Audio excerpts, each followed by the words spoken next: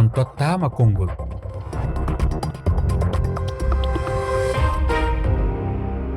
Fatoumata Sisawane.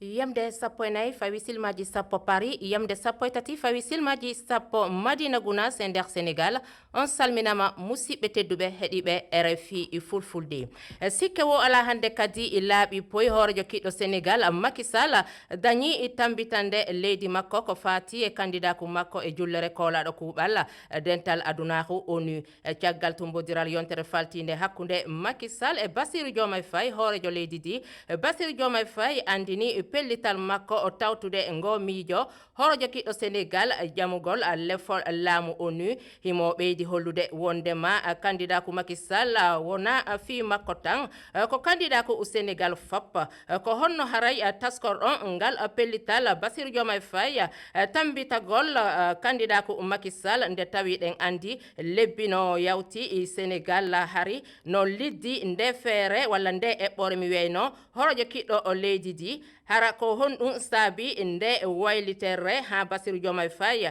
felliti joni tambitade Macky Sall e candidat ko makko taw singal pellital Bassirou Faye faade horojo kiɗɗo Macky Sall arata e sembinde pododiral taskangal e o saɗo hakkunde hoorejo Sénégal e horojo kiɗɗo jagorɗe Ousmane Sonko ngam okkude miijoji moɗon e dow lefol ngol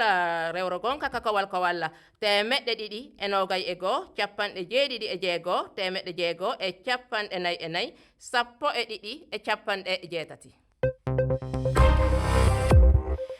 Kono woniri eɗen jaɓɓi hannde koɗo ka yewterre ko docteur Abdou Ba hertoɗo dawro immorde Sénégal. Docteur Abdou a salminama. Ya on salmitama Adja Fatoumata Sisawane e kala heɗotoɓe tedduɓe ne mbawi wonde wonande Fulfulde. Ko noon en nani miijo kañum ɓe heɗiyankoɓe e holluɓe joni ko yowiti e alhaali o onon konno haray yiruɗon hoorejo leydi di yettude joni e pellital tambitade e candidat ko Macky Sall. Ɗum ɗon kam eɗen gandi ko waɗi fof ko hunde moƴƴere ɗiɗaɓel ngel ina fonno wonde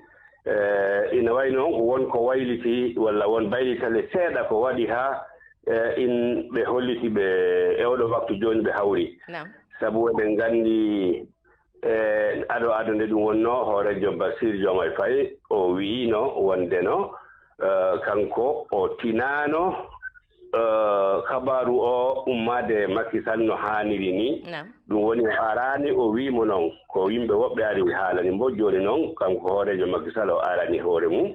ɗum ko goo ɗiɗaɓel ngel e gande nder Sénégal ɗo no woɓɓe jopori ɗo ni tawi dawrugol leydi Sénégal ina waɗi ɗiɗo ɓe ganduɗa ko ɓe andodira ɓe wawa yaade walla ɓe luutodira gueɗe ɗen darto woni hakkunde hoorejo Bassirou Faye e premier ministre makko woni hoore mawɗo jagorɓe o Sonko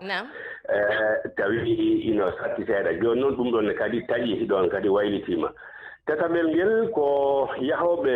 noddoɓe e beldigal ngal ɓe wona woɓɓe hay siko woodi Sénégal naɓe laaɓanani hen kono woɓɓe nani toon en jii darde nde oɗo wondoɗo hoorejo Guinée Bissau no dari den darde woni Mbaalo ɗen ɗon jahale fof ɓeydi ha oɗo waktu joni woni ɗum ɗon wawi newade e ndiɗo mbaadi